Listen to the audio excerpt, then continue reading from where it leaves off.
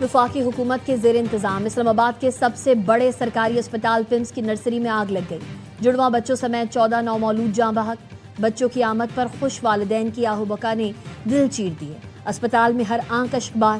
والدین نے اسپتال انتظامیہ کو واقعے کا ذمہ دار قرار دیا. کہا حادثے کے وقت اسپتال میں ڈاکٹر یا کوئی سٹاف نہیں تھا. نرسری بھاگے تو وہاں تالے پڑے تھے. مدد کے بجائے ہم پر ہی دروازے بند کر دیے گئے. انتظامیہ ادھر سے ادھر جانے کا کہتی رہی.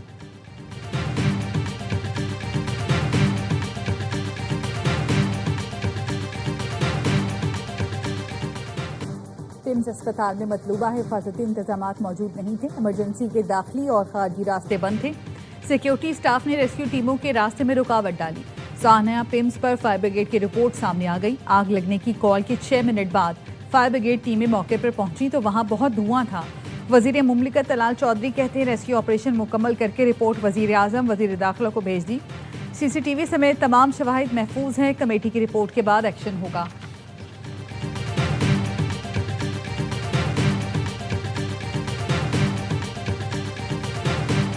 سانحہ پمز پر وزیر اعظم کی زیر صدارت ہنگامی اجلاس. واقعے پر شدید برہمی کا اظہار. وزیر اعظم نے سیکریٹری صحت اسلم غوری کو معطل کرتے ہوئے اجلاس سے نکال دیا. وزیر اعظم کے حکم پر قائم انکوائری کمیٹی نے کام شروع کر دیا. وزیر اعظم کا کہنا تھا اندوناک واقعے پر دل رنجیدہ ہے. والدین کے غم میں برابر کے شریک ہیں. واقعے کے محرکات کا جائزہ اور ذمہ داروں کا تعین کیا جائے.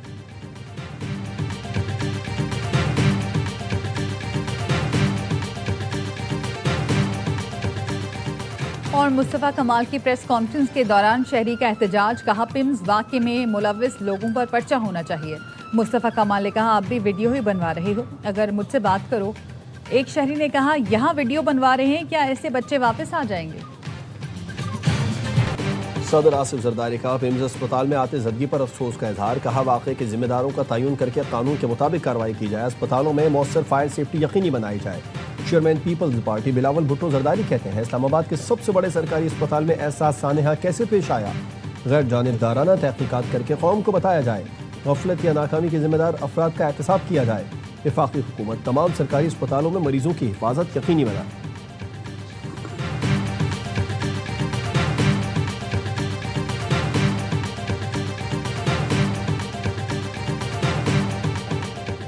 صدر نون لیگ نواز شریف کا وزیر اعظم شہباز شریف سے ٹیلی فونک رابطہ. دلخراش واقعے پر اظہار افسوس. وزیر اعظم کو ہر پہلو سے جامع تحقیقات کرانے کی ہدایت. نواز شریف کا کہنا تھا معصوم قیمتی جانوں کے ضیاع پر بہت دکھی ہوں, ذمہ داروں کو کٹہرے میں لائیں. وزیر اعظم نے نواز شریف کو پمز آتے زدگی واقعے کے حوالے سے آگاہ کیا.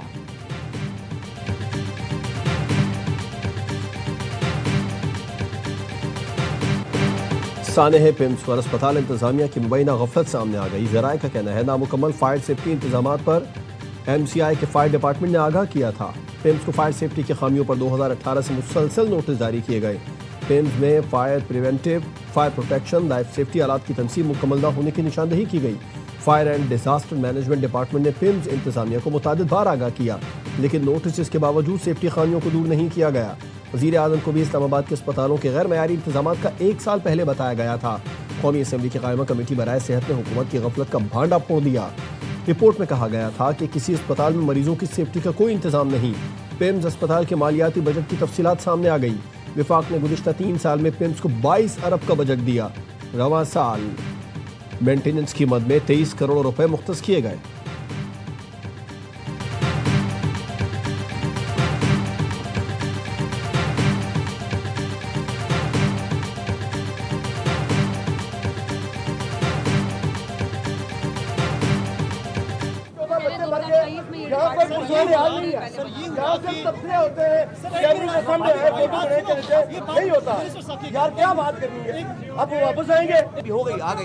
آ گئی بات آ گئی. آپ بھی کیمرے آپ بھی تصویر بنوا رہے ہو نا, آپ بھی ادھر آؤ, ادھر آؤ, مجھ سے بات کرو. مصطفیٰ کمال کی پریس کانفرنس کے دوران شہری کا احتجاج. کہا پمز واقعے میں ملوث لوگوں پر پرچہ ہونا چاہیے. مصطفیٰ کمال نے کہا آپ بھی ویڈیو ہی بنوا رہے ہیں, آ کر مجھ سے بات کریں. ایک شہری نے کہا آپ ویڈیو بنوا رہے ہیں, کیا ایسے بچے واپس آ جائیں گے؟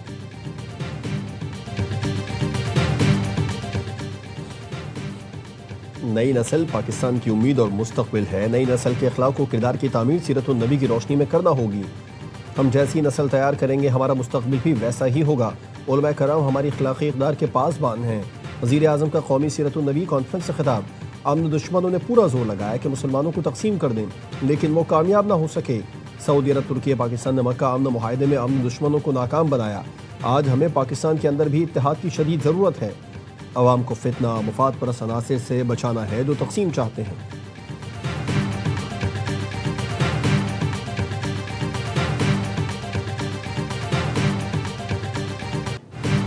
رحمت للعالمین خاتم النبیین نبی مہربان حضرت محمد مصطفیٰ صلی اللہ علیہ وآلہ وسلم کی ولادت باسعادت کا جشن۔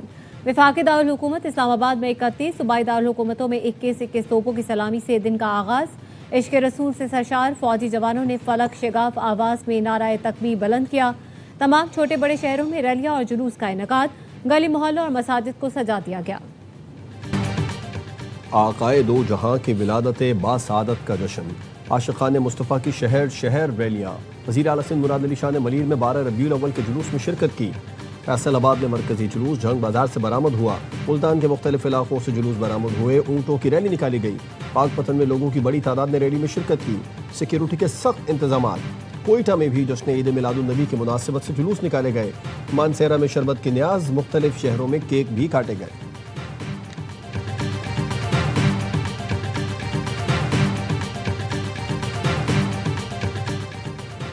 مسلم لیگ نون کے قائد نواز شریف نے شاہ غلام قادر کو وزیر اعظم آزاد کشمیر کے لیے نامزد کر دیا۔ وزیر اعظم آزاد کشمیر کا انتخاب کل قانون ساز اسمبلی میں ہوگا۔ نامنتخب وزیر اعظم کی حلف برداری بھی کل ہوگی۔ نواز شریف کو بھی حلف برداری تقریب میں مدعو کیا گیا ہے۔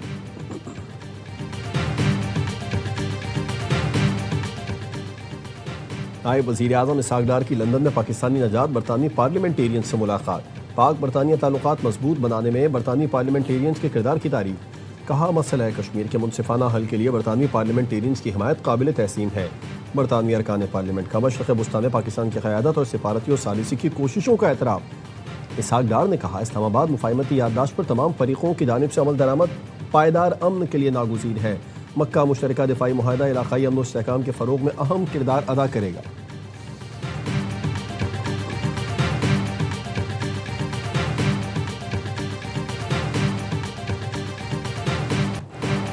وفاقی وزیر داخلہ محسن نقوی نے علامہ اقبال انٹرنیشنل ایئرپورٹ لاہور پر نئے امیگریشن کاؤنٹرز کا افتتاح کر دیا۔ مسافروں کی سہولت کے لیے نیا امیگریشن ایریا مکمل طور پر فعال۔ وزیر داخلہ محسن نقوی نے امیگریشن ایریا کا تفصیلی جائزہ لیا۔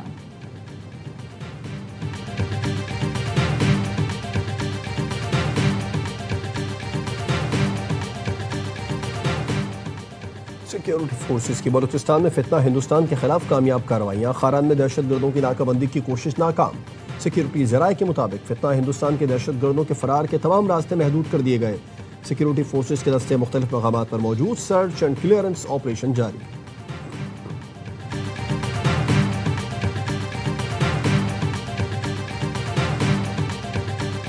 حنا جاوید قتل کیس میں دونوں ملزمان کا مزید 3 روزہ جسمانی ریمانڈ منظور۔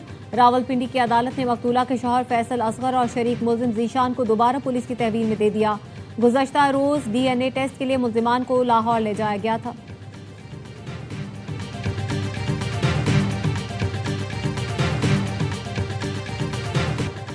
کراچی میں رینجرز اور SIU پولیس کی مشترکہ کارروائی۔ عزیز آباد بھنگوریا گوٹ سے بھتہ خور گرفتار۔ ترجمان رینجرز کے مطابق ملزم مسلم غلام کا تعلق احمد علی مکسی گروہ سے ہے۔ سلمان شوٹر کے ہمراہ فیکٹریوں سے بھتہ لیتا تھا۔ ملزم سے اسلحہ اور گولہ بارود برآمد۔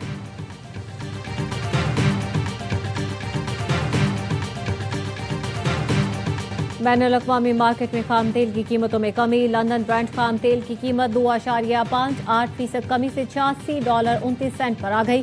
امریکی ویسٹ ٹیکساس تیل 2.51% کم ہو کر فی بیرل $80.29 کا ہو گیا۔